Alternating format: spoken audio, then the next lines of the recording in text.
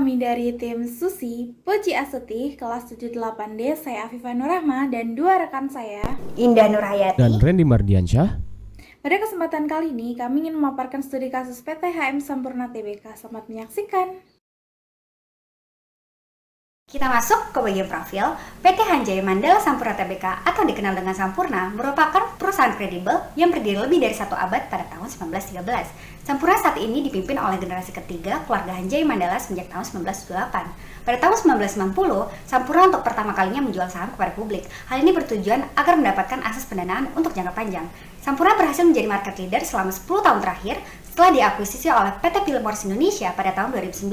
Namun tantangan besar melanda Sampurna karena gelar sebagai market leader direbut oleh kompetitor pada tahun 2019.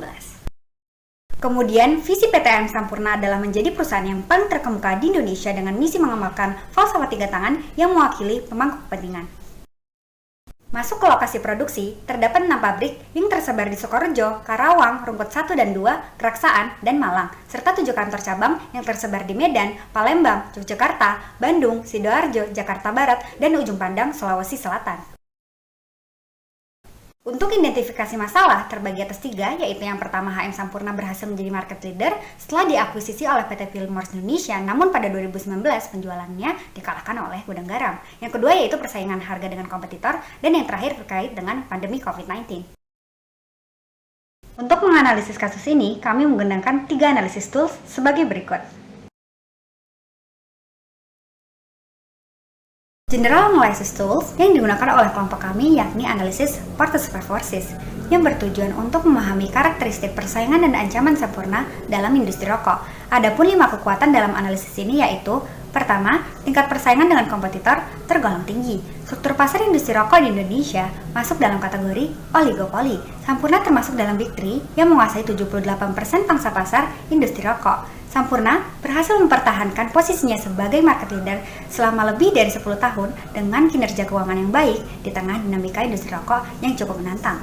Yang kedua yaitu hambatan bagi pendatang baru tergolong rendah. Sampurna mampu menguasai pangsa pasar sebesar 32,2% dan mempertahankan posisinya sebagai market leader di Indonesia serta mampu membangun citra yang baik di masyarakat. Yang ketiga yaitu daya tawar pemasok tergolong rendah. 70% kebutuhan tembakau Sampurna dipenuhi melalui program kemitraan IPS. Sampurna melalui perusahaan pemasok tembakau menggandeng 27.500 petani yang menggarap lahan tembakau seluas 24.000 hektar persegi. Yang keempat yaitu daya tawar pembeli tergolong rendah. Jenis produk yang ditawarkan oleh Sampurna beragam hingga bisa dijangkau oleh masyarakat luas. Hal ini ditunjukkan variasi harga yang ditawarkan yakni mulai 13.250 hingga 31.650. Dan yang kelima, hambatan bagi produk pengganti tergolong rendah. Dalam situasi persaingan, Sampurna mampu menerapkan konsep strategi pemasaran yang baik, seperti meningkatkan kualitas produk, melakukan inovasi berupa IQOS di mana telah dikomersialisasi pada tahun 2020, dan memberikan pelayanan yang baik. Faktor cita rasa dan selera masih menjadi faktor utama orang untuk mengkonsumsi rokok. Selanjutnya, Strategic Analysis Tool. Kami menggunakan analisis PESTEL untuk mengevaluasi faktor eksternal yang berpengaruh terhadap perusahaan. Pertama adalah faktor politik. Faktor ini mengevaluasi sejauh mana kebijakan pemerintah yang dapat berdampak bagi perusahaan. Peraturan Menteri Keuangan Nomor 25 Tahun 2014 mengatur kebijakan bea cukai yang dapat berpengaruh pada harga jual produk. PP Nomor 39 Tahun 2014 berpengaruh positif karena dapat meningkatkan peluang Sampurna untuk mengembangkan bisnisnya. Sementara Peraturan Menteri Industri Nomor 64 Tahun 2014 memperketat aturan bagi pendatang baru yang ingin masuk ke industri tembakau. Peraturan Menteri Kesehatan Nomor 28 Tahun 2013 mengatur pembatasan iklan produk rokok di seluruh media cetak maupun elektronik, serta PP Nomor 109 Tahun 2012 tentang pengamanan bahan yang mengandung zat adiktif berupa produk tembakau bagi kesehatan. Dan yang terakhir yaitu Peraturan Daerah terkait kawasan tanpa asap rokok yang membatasi ruang gerak perokok dewasa di tempat umum. Faktor ekonomi diantaranya adalah pemberhentian tenaga kerja, pemotongan upah, penurunan pendapatan masyarakat di bidang UMKM diikuti pemberlakuan aturan PSBB oleh pemerintah, serta tingkat pengangguran terbuka di Indonesia yang meningkat dari 5,23% menjadi 7,07%, mengakibatkan menurunnya daya beli masyarakat, kemudian tersedianya produk substitusi yang lebih murah juga menjadi faktor penurunan penjualan Sampurna. Perubahan nilai tukar rupiah terhadap dolar AS memberikan dampak tertentu bagi perusahaan yang melakukan kegiatan impor maupun ekspor. Kebijakan fiskal berupa bea cukai juga berpengaruh pada penentuan harga jual produk. Faktor sosial. Kesadaran masyarakat akan kesehatan dan bahaya merokok serta adanya norma dan kepercayaan tertentu yang melarang aktivitas merokok membuat pertumbuhan industri rokok terus melambat. Rokok ilegal pun semakin marak karena harga rokok yang semakin mahal akibat peningkatan bea cukai. Dilansir dari situs BPS, persentase perokok pada usia 15 tahun ke atas di Indonesia terus menurun sejak tahun 2018 hingga tahun 2020.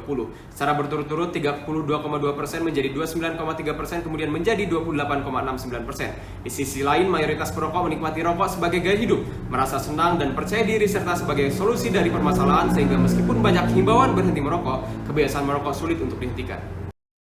Salah satu faktor yang berpengaruh dari sisi teknologi adalah berkembangnya inovasi rokok elektrik dan vape yang dinilai lebih minim resiko. Pada tahun 2019, pengguna rokok elektrik di Indonesia mencapai 1,2 hingga 1,5 juta orang.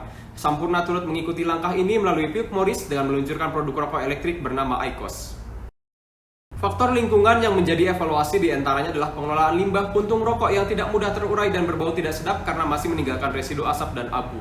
Filter rokok bekas juga mengandung ribuan bahan kimia yang dapat mengganggu keseimbangan ekosistem. 2/3 dari total 5,6 triliun batang rokok dan 4, triliun puntung rokok yang terhisap setiap tahun dibuang sembarangan. Kemudian untuk faktor hukum, adanya hukum yang mengatur kesehatan dan keselamatan konsumen, hukum perlindungan konsumen, hukum yang berlaku baik dari pemerintah Indonesia maupun WHO yang menghambat perkembangan industri rokok. Jenis produk yang pertama yaitu sigaret kretek mesin atau SKM. Setelah dilakukan analisis, diperkirakan dalam 5 tahun ke depan produk ini masih sangat potensial dan mengalami peningkatan volume penjualan. Jenis produk yang kedua yaitu sigaret kretek tangan atau SKT. Hasil analisis memperkirakan dalam 5 tahun ke depan produk jenis ini akan terus mengalami penurunan penjualan. Jenis produk yang ketiga yaitu sigaret putih mesin atau SPM. Hasil analisis menunjukkan akan ada penurunan volume penjualan dari tahun 2020 sampai 2024 secara terus-menerus. Dari ketiga jenis produk tersebut, SKM merupakan produk potensial dari Sampurna. Faktanya, pada tahun 2019 saat perusahaan memfokuskan pada produk ini, penjualan justru turun. Hal ini disebabkan oleh beberapa faktor eksternal, diantaranya pesaing, kenaikan cukai, dan daya beli masyarakat yang turun akibat pandemi COVID-19. Bagian yang terakhir yaitu kesimpulan dan saran. Sampurna dapat melakukan uji pasar untuk mengetahui permintaan konsumen pada kondisi VUCA. VUCA merupakan kondisi bisnis saat terjadi volatilitas, ketidakpastian, kompleksitas, dan ambiguitas.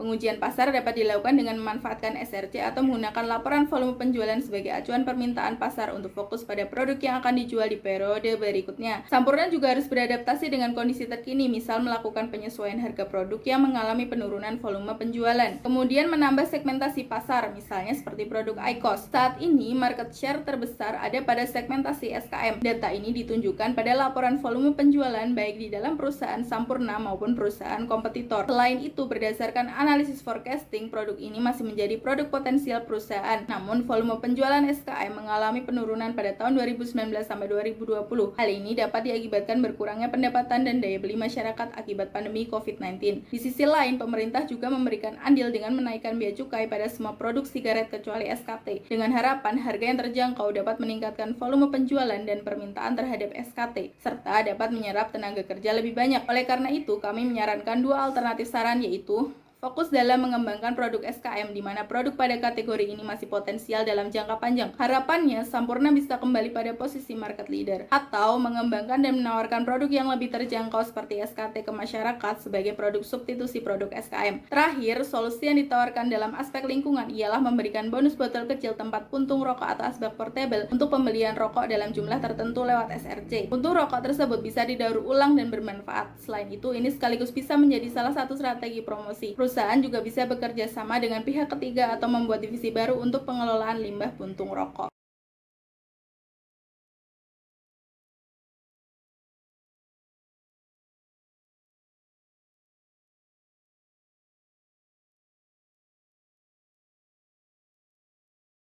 Sekian presentasi dari kami, semoga bermanfaat.